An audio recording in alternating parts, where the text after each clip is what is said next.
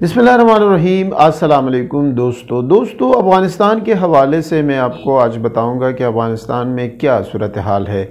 افغانستان میں جنگ جاری ہے۔ طالبان اور افغان حکومت کے درمیان جو فورسز ہے، پولیس ہے، فوج ہے، ان کے درمیان تو جنگ جاری ہے، لیکن سب سے زیادہ مسئلہ جو وہاں پر پیش آ رہا ہے تو وہ امریکی بمباری کی وجہ سے پیش آ رہا ہے، جس کی وجہ سے ہم دیکھتے ہیں کہ بہت سے جو بچے ہیں، جو خواتین ہیں، جو مرد ہیں، گھروں میں، ہسپتالوں میں،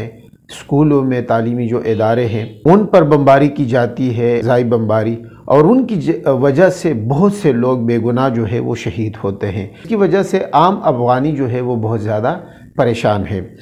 اور طالبان اور افغان فورسز کے درمیان تو لڑائی اپنی جگہ جاری ہے،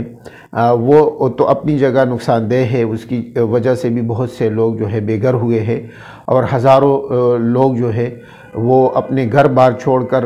محفوظ مقامات تک پہنچ رہے ہیں۔ کوئی ایران کی طرف جا رہا ہے، ترکی کی طرف جا رہا ہے، کوئی پاکستان کی طرف آ رہا ہے، کوئی ازبکستان، تاجکستان کی طرف جا رہے ہیں۔ یہ تو اپنی جگہ، اور کوئی خود اپنی ہی ملک میں اپنے اضلاع کو، اپنے شہر کو، اپنے گاؤں کو چھوڑ کر دوسری جگہ پر منتقل ہوتے ہیں امن کی تلاش میں۔ بہت زیادہ صورتحال خراب ہے۔ آج صبح میری ایک دوست سے بات ہوئی ہے افغانستان میں، تو وہ بہت زیادہ پریشان تھے۔ کہتے ہیں کہ ہم گھروں میں مقیم ہیں، ہم گھروں میں بالکل بند ہے، ہمارا کوئی پرسان حال نہیں ہے، باہر نہیں نکل سکتے، جو فضائی حملے ہیں وہ ہو رہے، بمباری ہو رہی ہے۔ تو طالبان کی جو فتوحات کا سلسلہ ہے وہ بھی جاری ہے۔ 300 اضلاع پر انہوں نے قبضہ کیا تھا، اور ابھی 8 جو صوبے ہیں وہ بالکل ان کی کنٹرول میں آ گئے ہیں۔ اس طرح جو چمن بارڈرز وغیرہ ہے، دوسرے جو بارڈرز ہیں وہ ان کے کنٹرول میں ہیں، وہ ٹیکس بھی لیتے ہیں، وہ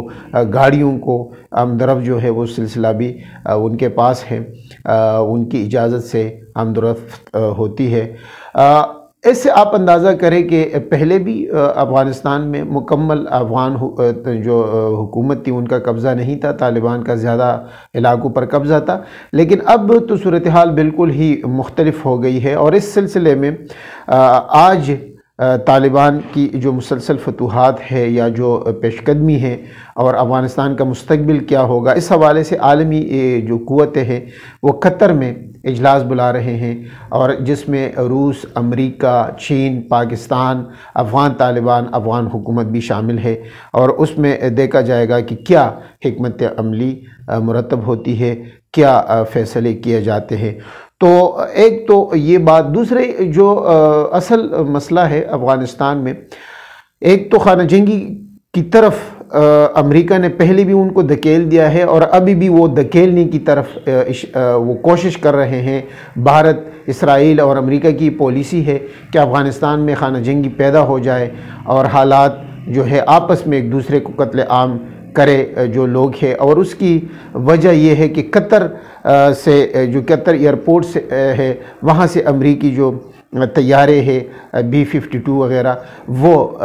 جاتے ہیں، اور وہ ہسپتال، اسکول، مساجد وغیرہ کو اور تعلیمی اداروں کو ٹارگٹ کرتے ہیں، اور بازاروں کو ٹارگٹ کرتے ہیں، جس کی وجہ سے نقصانات زیادہ ہوتے ہیں، اور عام لوگ بہت زیادہ پریشان کن ہیں۔ ابھی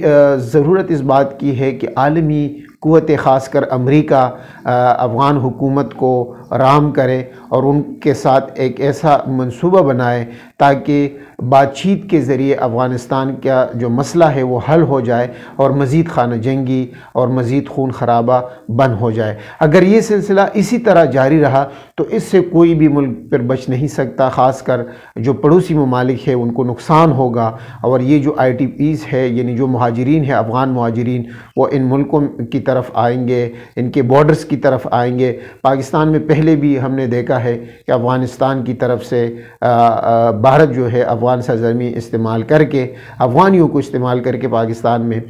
حالات خراب کرتے ہیں، بم دھماکے کرتے ہیں۔ تو خدشات یہی ہے، اور پاکستان اس حوالے سے کافی فکر مند بھی ہے۔ اب وقت کا تقاضا ہے کہ عالمی برادری افغانستان میں امن کے لیے اپنا کردار ادا کرے، اور مزید خون خرابے سے اجتناب کیا جائے۔